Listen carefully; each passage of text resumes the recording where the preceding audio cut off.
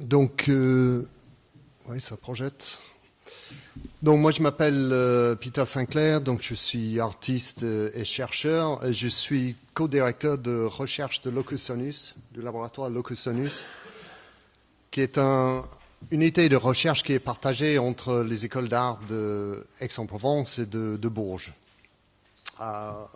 Nous avons aussi un partenariat avec l'AMES, le CNRS, et Samuel Bourdray, donc le directeur est Samuel Bourdray. Donc,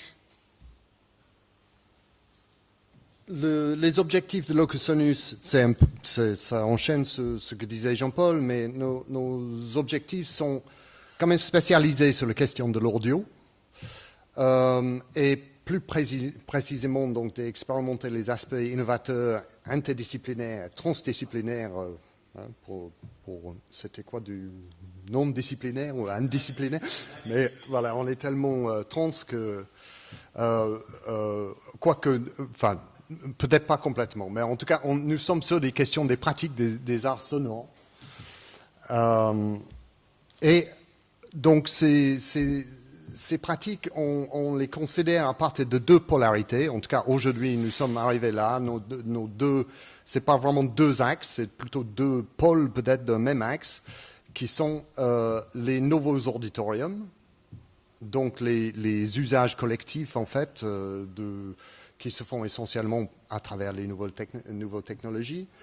Et puis l'audiomobilité, donc les perspectives de l'écoute individuelle dans la mobilité. Donc c'est quelque chose qui est évidemment en train d'évoluer très très fortement actuellement avec l'apparition des machines comme celle-ci qui sont capables de générer du son en temps réel et avec notre mobilité. Donc, effectivement, on se pose la question depuis quelques années de qu'est-ce que c'est la recherche en art. Je ne vais pas entrer trop dans ce débat parce que ça devient quelque part un petit peu redondant pour moi, en tout cas, parce que ça fait quelques années que je suis toutes les discussions autour de ça.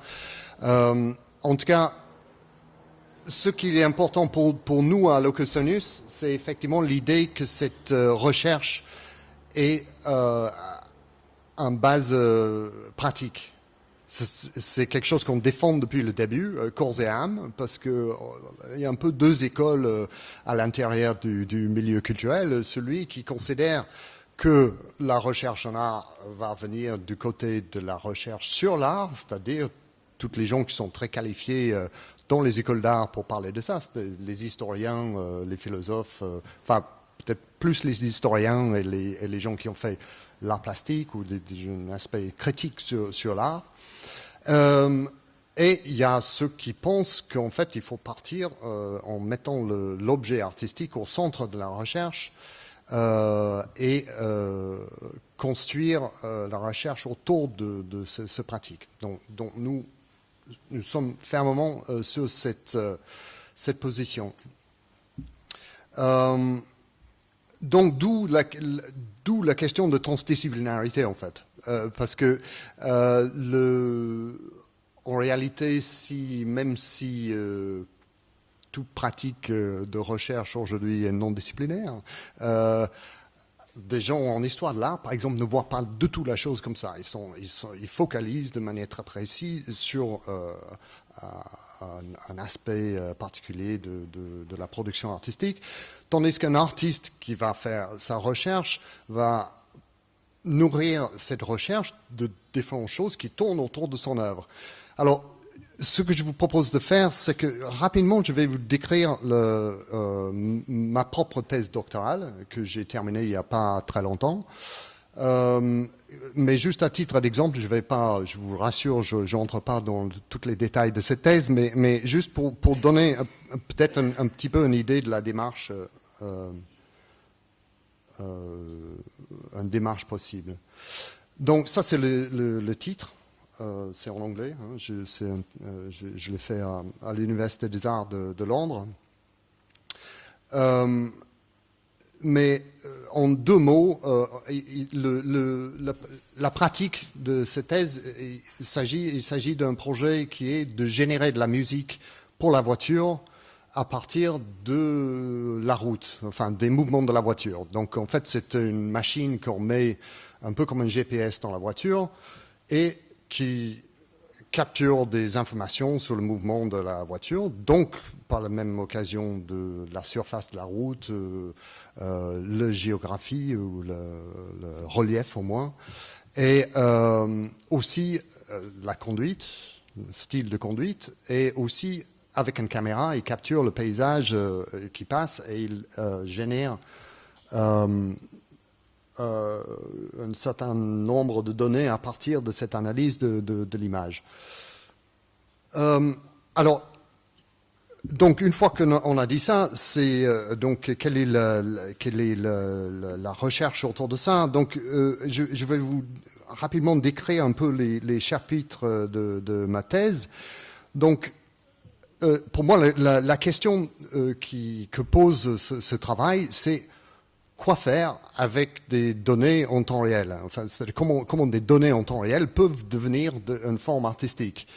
Donc, j'ai commencé à traiter la question via la philosophie du temps et de perception du temps. Donc, avec Henri Bergson,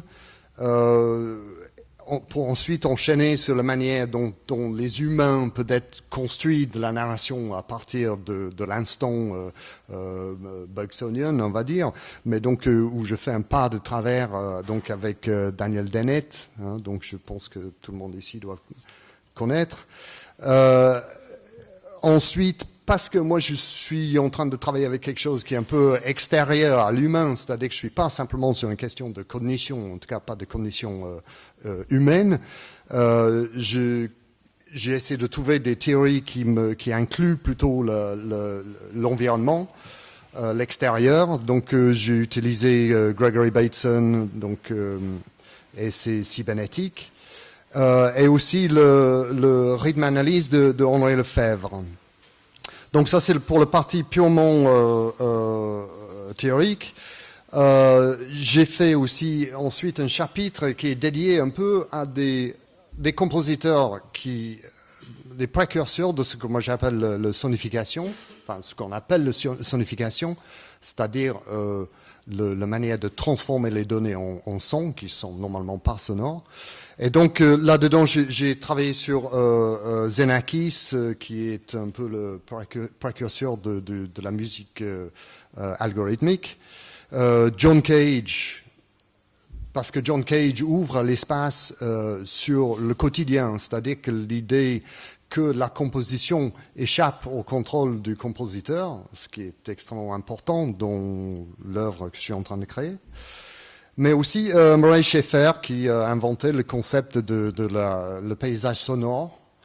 Donc une idée qu'on peut avoir une écoute du monde, qu'on peut écouter le monde comme une composition sonore sans intervention de l'humain. Donc en fait quelque part ce travail que je suis en train de mener se place entre la notion de paysage sonore, d'environnement sonore on va dire, et l'idée de la composition.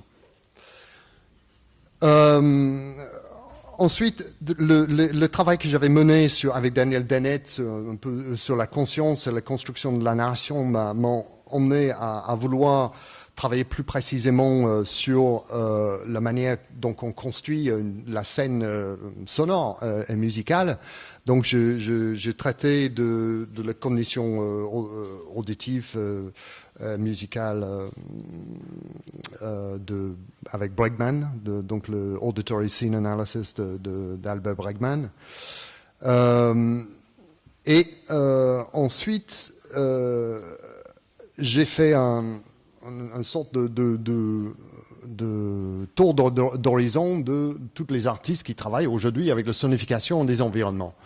Donc pour ça, j'ai organisé un colloque avec Locusonus, donc en faisant venir des gens un peu par le monde pour essayer de regrouper un peu ces pensées autour de, enfin, pourquoi capturer ou les données venant de l'extérieur de l'humain, donc qui ne sont pas des instruments électroniques, pour les transformer en son. Comment le faire et où et comment, enfin, avec quelle esthétique. Donc,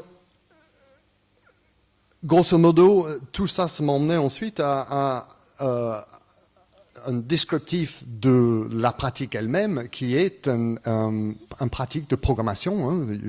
C'est-à-dire que pendant tout ce temps-là, pendant que j'étais en train de faire la partie théorique, j'étais aussi en train de programmer et aussi en train d'appliquer ces idées, c'est-à-dire à des méthodes de programmation. Donc, pour décrire très rapidement la manière que ce programme marche, si on branche évidemment des capteurs sur des sons, on a quelque chose qui est assez rapidement assez redondant. Hein. C'est-à-dire qu'on va avoir quelque chose qui fait ouh quand on tourne les virages. C'est les premiers essais que j'ai faits.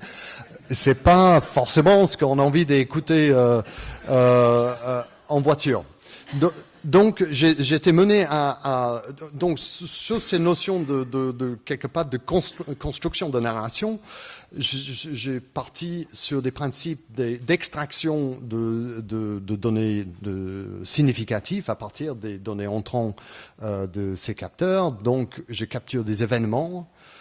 Mais ensuite, à partir des événements, je vais capturer des nouveaux flux qui sont des moyens, en fait, donc des statistiques qui concernent la route. Donc, par exemple, chaque fois qu'il y a un boss, j'ai un signal qui me dit qu'il y a un boss qui peut me faire un événement musical, mais ça peut être, par exemple, de rajouter une note dans une mélodie ou enlever une note d'une mélodie. Mais il me sert aussi à calculer des statistiques, et ces statistiques deviennent un nouveau flux qui peut varier des paramètres de la musique dans un autre temps. Et ensuite, il devient aussi des seuils, c'est-à-dire que je coupe ces statistiques pour savoir que je suis en train de passer d'une route droite à une route sinueuse, par exemple, ou inversement.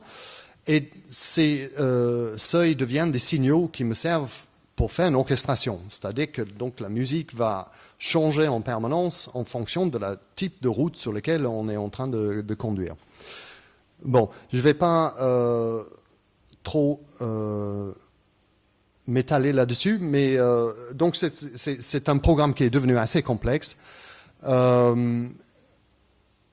Ce qui me paraît aussi important, c'est ce que est devenu ou en train de devenir ce projet, parce qu'aujourd'hui, donc c'est un projet qui tourne sur un téléphone portable. Donc après avoir commencé avec un ordinateur à peu près gros comme ça, qui était sous le siège de la voiture, passé par un mini PC dédié accroché dans la voiture sur le pare-brise. Aujourd'hui, on peut le mettre sur pratiquement n'importe quel téléphone Android. Il faut que ce soit un peu récent, mais ça marche. Et on le branche sur le Wi-Fi de la voiture et tous les capteurs sont inclus dans le téléphone. Voilà, l'analyse se fait de la même manière qu'il se faisait sur le PC avant. Ce qui s'est passé aussi, c'est que j'ai ouvert le projet à d'autres compositeurs et donc toute la partie analyse que j'ai développée est mise à disposition de ces compositeurs qui proposent en fait d'autres esthétiques musicales. Enfin, vous aurez compris que mon problème là-dedans n'est pas vraiment l'esthétique musicale. Enfin, c'est pas ma propre expression, disons, musicale dans ce projet, c'est plutôt les principes qui sont mis en œuvre. Donc, il y a aujourd'hui 6 versions qui sont disponibles. Et on peut, j'ai fait un peu de pub, on peut télécharger l'app. Aujourd'hui, il est en bêta test, et donc c'est chez Second Nature, qui est un organisme qui promouvoit les arts électroniques sur Aix-en-Provence. Elle est testée dans sa propre voiture. Voilà. Donc, je vais maintenant revenir sur Locutionus. Donc, Locutionus, donc là, je donnais ça comme sorte d'exemple de la multidisciplinarité d'une recherche en art où j'étais mené donc à travailler un peu donc de philo, un peu de musicologie, un peu de... Enfin, et tout ça, ça converge sur une pratique assez précise de programmation. Dans Locusonus, nous sommes une équipe à paramètres variables, mais donc qui est aussi à multiples modes de fonctionnement et différents types de personnes présentes dans le laboratoire. Donc, en gros, nous accueillons des doctorants en co-tutelle avec l'AMU depuis cette année. Nous avons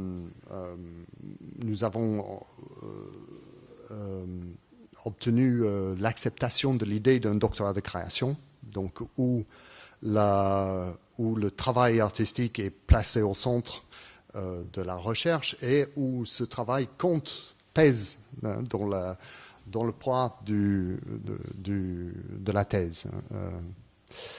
Ensuite, nous accueillons aussi des artistes avec un autre statut, c'est-à-dire que c'est pas tous les artistes finalement qui ont envie d'entrer là-dedans, qui ont envie d'écrire ou d'avoir ce bagage théorique. Par contre, nous avons besoin quelque part de cette expérimentation, cette énergie. Donc, il y a des gens qui viennent, qui travaillent avec nous, des fois pour des périodes relativement longues, jusqu'à 3 ans, mais aussi sur des courtes résidences, sur des projets précis. Nous travaillons aussi avec des post-docs qui sont là plus du côté théorique. Donc, notamment, nous venons d'accueillir une Italienne qui a fait sa thèse sur des questions de balade sonore et quelqu'un qui a fait une thèse en philo avec Stiegler, justement, mais sur la question de la relation et sa médiation par les technologies. Je vais revenir peut-être plus tard. Et nous employons aussi des experts, des techniciens, des développeurs, etc.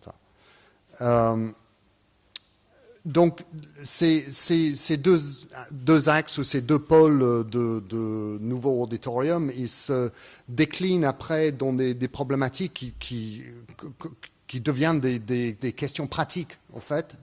Donc, il y a une chose qu'on appelle le field spatialization, c'est un terme qu'on a un peu inventé, mais qui correspond au terme de field recordings en anglais, qui est le pratique, qui est devenu une pratique artistique, reconnue en tant que pratique artistique de la prise de son du terrain, on va dire. Donc, nous avons parti sur une idée de la diffusion du son au large, en fait, de traiter cette question. C'est-à-dire que lorsqu'on parle de spatialisation sonore, en général, on pense à des environnements avec multiples haut-parleurs où on fait une sorte de simulation d'un espace réel, tandis que nous partons sur un peu d'autres types d'idées de spatialisation qui vont de poser des haut-parleurs à 100 mètres dans l'espace, à utiliser des systèmes radio pour diffuser du son plus loin, voire même aller jusqu'à diffuser du son à travers du streaming. Donc le streaming via le web, mais je vais revenir dessus. Des ambiances et des géographies, donc des façons d'écouter l'espace, donc un peu dans la lignée de Murray Schafer et puis les écoutes partagées, c'est-à-dire tout ce qui peut être nouvelle forme d'écoute qu'on télécharge, qu'on partage, des web radios, des MP3, ainsi de suite. Et d'autres choses que nous sommes en train d'expérimenter, je dirais, des espaces 3D virtuels, mais dédiés au son. Sur l'audiomobilité, évidemment, ces deux pôles convergent très très nettement au milieu. Hein. C'est très évident, notamment avec la question de la géolocalisation, où nous sommes dans l'idée qu'on peut avoir une écoute, mais où on est à l'intérieur d'une carte, et que les sons qui sont diffusés sont définis par l'endroit dans lequel on est en train de déambuler. Mais il y a aussi la question du sondage, qui est, je dirais, Road Music que je viens de décrire est un très bon exemple. Donc, c'est-à-dire de générer vraiment le son à partir de le déplacement voire même presque la phénoménologie de l'acteur, quoi, de la personne. Et puis la question aussi du soundwork, donc on se rejoint aux géographies aussi, la manière dont l'écoute se construise à travers le déplacement, que ce soit naturel, c'est-à-dire le fait de traverser des ambiances sonores à pied, par exemple, ou la manière que le fait de se déplacer modifie l'écoute musicale ou autre. Donc il y a eu beaucoup de recherches sur ces questions-là, de sociologues, notamment Michael Bull par exemple, ou des gens du Cresson, qui ont travaillé sur l'écoute au Walkman, et maintenant avec des iPods, etc. Et la manière que le déplacement modifie cette écoute. Maintenant, je voudrais rapidement vous décrire un projet du labo qui est un peu emblématique. Il y en a d'autres, mais celui-ci, je vais le décrire rapidement, l'évolution, parce que ça me semble assez exemplaire de la manière dont on travaille. Donc, il y a 6 ou 7 ans maintenant, au début de ce laboratoire, nous avons commencé à mettre en place un serveur de streaming, donc ce qui nous permet de brancher le microphone à un endroit et le rediffuser à un autre endroit via le web, voire même à multiples endroits en même temps, bien sûr. Donc c'est la technologie qu'on utilise pour les web radios. Mais nous, ce que nous avons commencé à faire, c'était simplement de mettre des microphones en place à des fenêtres au début pour voir qu'est-ce qui se passe quand on commence à mettre un microphone à un endroit et on commence à écouter le son en temps réel dans un autre endroit. Et donc, ça a donné lieu à toute une série de expérimentations. Donc, les premières expérimentations étaient plutôt de l'ordre de la performance. Donc, on a essayé d'utiliser ces sources sonores comme une matière musicale, finalement, enfin spectaculaire, on va dire. Ce qui était peut-être pas la chose la plus heureuse parce que finalement, comme si je mettais un microphone à la fenêtre ici maintenant, souvent il n'y a pas grand-chose qui se passe. Donc on n'est pas dans du spectaculaire du tout. Donc ensuite, on a commencé quand même à élargir ce projet et de mettre multiples microphones en place. Donc ici on voit quelques exemples de microphones qui sont mis à des fenêtres à différents endroits dans le monde.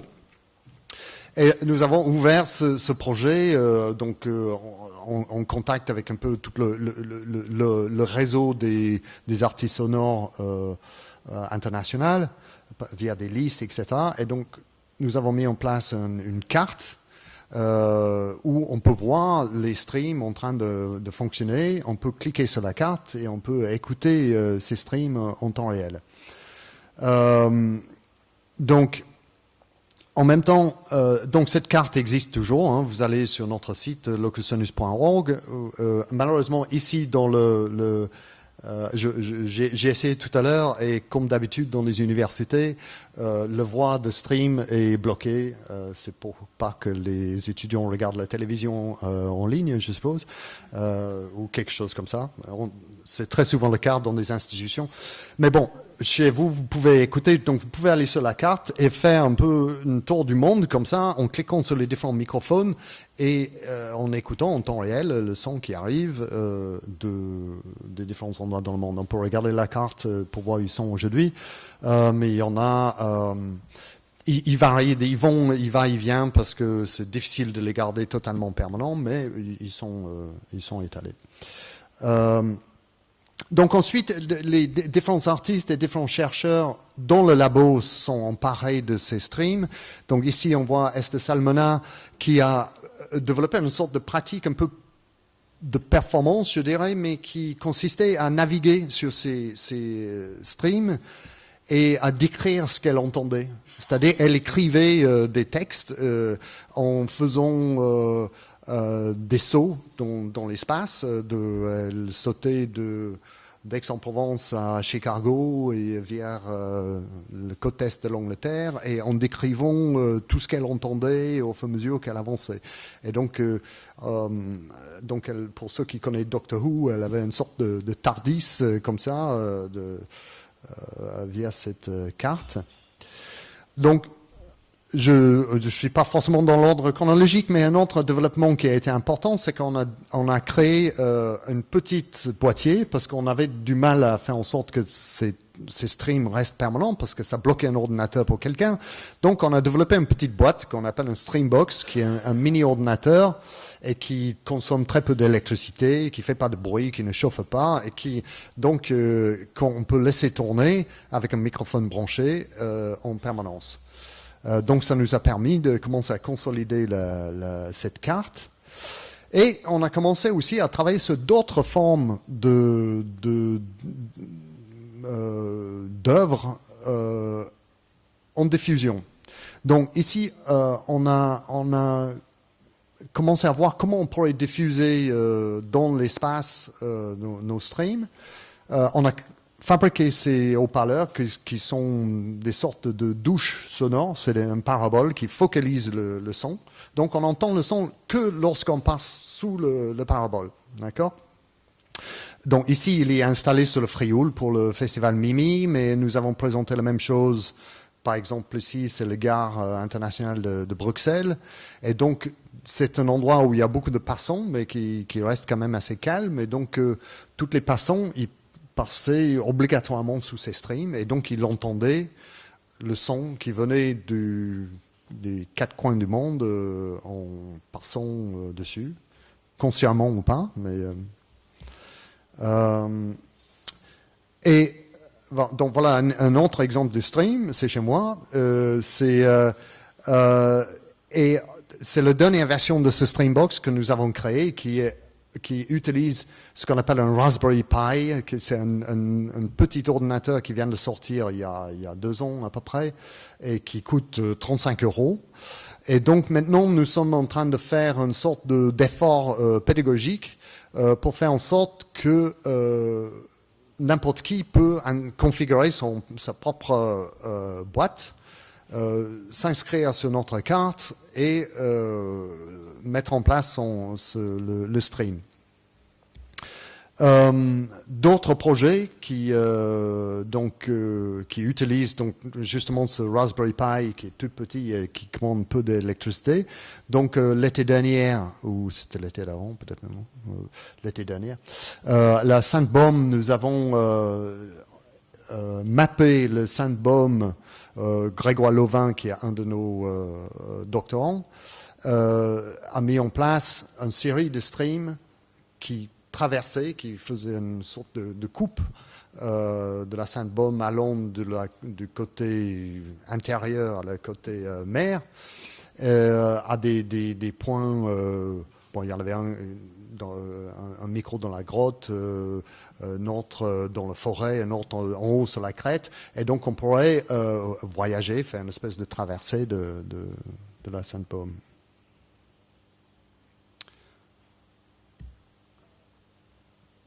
Autre projet. Donc, ce qui est aussi important pour nous, c'est que ce projet est ouvert à l'extérieur. C'est-à-dire que d'autres artistes mettent en place les streams, mais ils s'en servent aussi. C'est-à-dire qu'ils s'emparent de tout ce qu'il y a sur le serveur et ils font leur propre projet avec.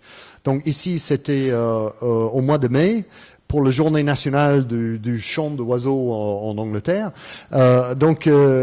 C'est un artiste du son londonien qui s'appelle Grant Smith et Marie Papadowski, c'est un nom grec, j'aurais du mal à prononcer. Et donc, ils ont fait un projet qui s'appelle Réveil, et donc, le projet, c'était de faire 24 heures de lever du soleil. Donc, ils ont créé une sorte de campement, donc on pourrait rester sur place dans des tentes avec des haut-parleurs et écouter, enfin ça empêchait de dormir d'ailleurs, et donc avoir le lever du soleil et le chant d'oiseaux qui faisait le tour du monde. Voilà Grant Smith le lendemain de son veillée. Voilà. Donc, une dernière évolution sur ce projet. Donc, nous venons de faire un symposium. Nous organisons des symposiums qui ponctuent notre recherche régulièrement. Donc, le dernier que moi j'avais organisé, c'était celui que je décrivais tout à l'heure sur la sonnification. Et celui que nous venons de faire, c'est sur la question de la mobilité. Donc, où nous posons la question de savoir si ces machines qui nous permettent de travailler le son ou de recevoir du son, traiter le son en direct tout en le portant sur nous tout le temps, est-ce qu'il y a un changement de paradigme d'un espace culturel sonore? C'est-à-dire que c'est nouveau, à mon sens, que nous avons un système de médias qui nous accompagne en permanence. Jusqu'à présent, on rend des visites à un écran de cinéma ou à une chaîne stéréo ou à une salle de concert, alors que là, aujourd'hui, on a quelque chose qui peut nous accompagner partout. Donc, nous travaillons sur ces questions-là. Et donc, le dernier développement, c'est des apps pour iPhone et pour Android, et qui permet une fois qu'on a créé une compte sur notre carte sonore, d'envoyer un stream de n'importe où on est et d'être géolocalisé sur la carte par GPS. Donc, je pourrais par exemple poser mon téléphone, le brancher ici et j'apparais sur la carte et on entend le stream. Et on a inclus aussi dans cette app un compte Twitter. Donc, on peut aussi dire aux autres personnes qui sont abonnées à la carte ce qu'on est en train de streamer, combien de temps on est là, etc. Donc, c'est l'idée de créer d'une manière générale notre écoute, mais aussi, nous avons des artistes qui travaillent avec ces outils. Donc, ici, on a un travail de Laurent Dibiase qui a fait un concert streamé ou une performance où il a envoyé 4 personnes avec un téléphone portable et un bon microphone branché sur le téléphone, avec des parcours à faire dans la ville d'Aix-en-Provence, et donc où lui capturait les streams dans un auditorium avec le public, qu'il diffusait, spatialisé dans l'auditorium, et où quelque part c'est le parcours qui est défini pour ces streamers qui devient la partition musicale. C'est-à-dire qu'ils étaient écrits, c'est-à-dire que chaque streamer avait un parcours à faire qui permettait des croisements, des rapprochements, des éloignements. Il y en a un qui est parti sur le Saint-Victoire et qui est descendu en bus, qui est arrivé dans le centre-ville, qui a terminé dans la salle de concert. Il y en a d'autres qui se sont croisés et après se rééloignés dans le centre-ville. Il y a des moments où ils demandaient à tout le monde de réaliser le même type d'action en même temps. Donc on entendait tous en train de lire les enseignes de magasins qu'ils voyaient devant eux, ou on entendait des bruits de pas de tout le monde, ou on entendait des bruits d'eau, mais qui étaient différents pour chacun. Il y en a un qui c'était un robinet, un autre une fontaine. Donc il y a une sorte d'écriture comme ça qui se fait sur l'idée de parcours et sur l'idée de synchronisation. Voilà, donc pour moi, je trouve ça très excitant comme forme possible de création, composition sonore. On est au tout début de cette chose-là. Ça vient de sortir. Cette première version, c'était il y a à peine un mois. Et voilà, donc en même temps qu'on travaille sur ces choses-là, c'était juste pour boucler sur cette préparation de symposium sur la question de la mobilité, etc. Nous avons aussi des gens qui réfléchissent sur la question. Donc ici, c'est Elena Biserna, donc je disais tout à l'heure, a fait sa thèse doctorale sur la question de la marche sonore, et donc qui était là en même temps que Laurent Dibiase et d'autres. Je n'ai pas le temps, évidemment, de décrire toutes les variations, les permutations de ces travaux sur la mobilité sonore, mais il y a à la fois une réflexion théorique qui se mène, une discussion qui s'établit entre les artistes et les théoriciens, et un rendu qui est à la fois artistique et sous forme de conférences, colloques, symposiums et écrits, parce que nous publions aussi, évidemment, sur les résultats de toutes ces recherches. Voilà. J'étais un peu long, excusez-moi.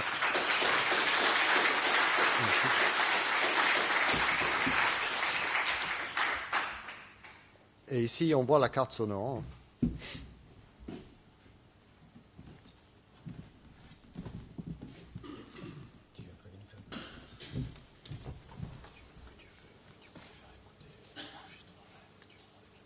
Je peux faire écouter l'enregistrement de la voiture. Oui, oui. Ouais, d'accord. Avec plaisir.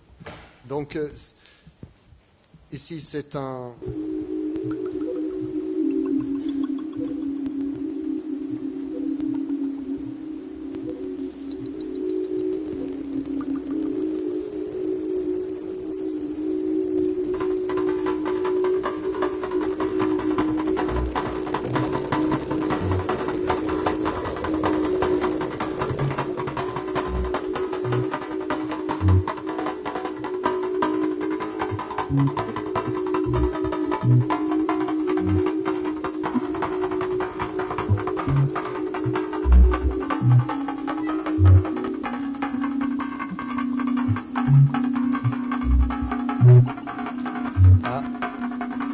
Je parle pas dessus, mais un des aspects très importants pour moi de ce travail, c'est qu'il n'y a aucun son qui est enregistré dans cette machine.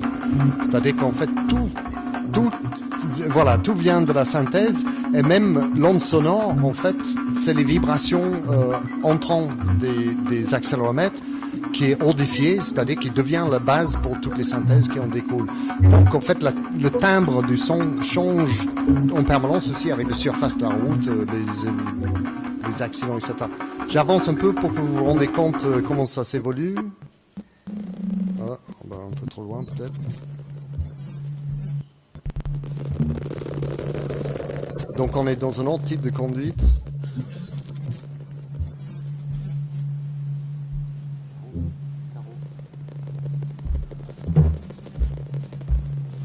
Donc là, c'est la côte bleue, hein, on est près de la mer. Ouais.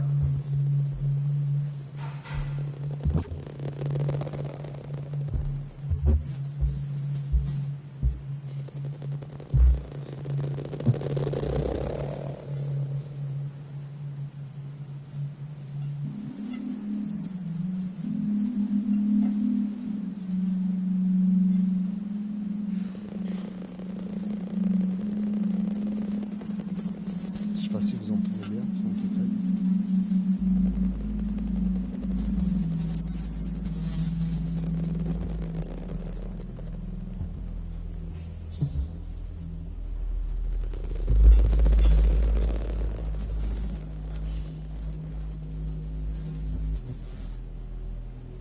alors, lorsqu'il marque un arrêt, en fait, il génère un nouveau morceau, et quand il repart, il démarre avec une nouvelle mélodie, une nouvelle base rythmique, etc.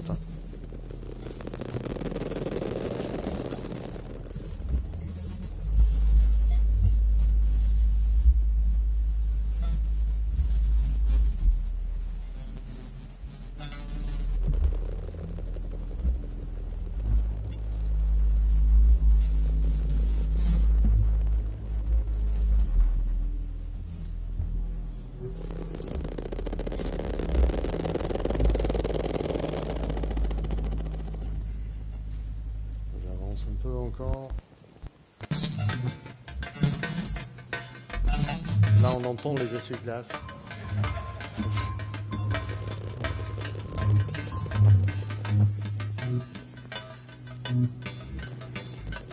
Enfin voilà, ça vous donne un ordre d'idée. Évidemment, c'est à vivre en direct et non pas dans des enregistrements. Merci.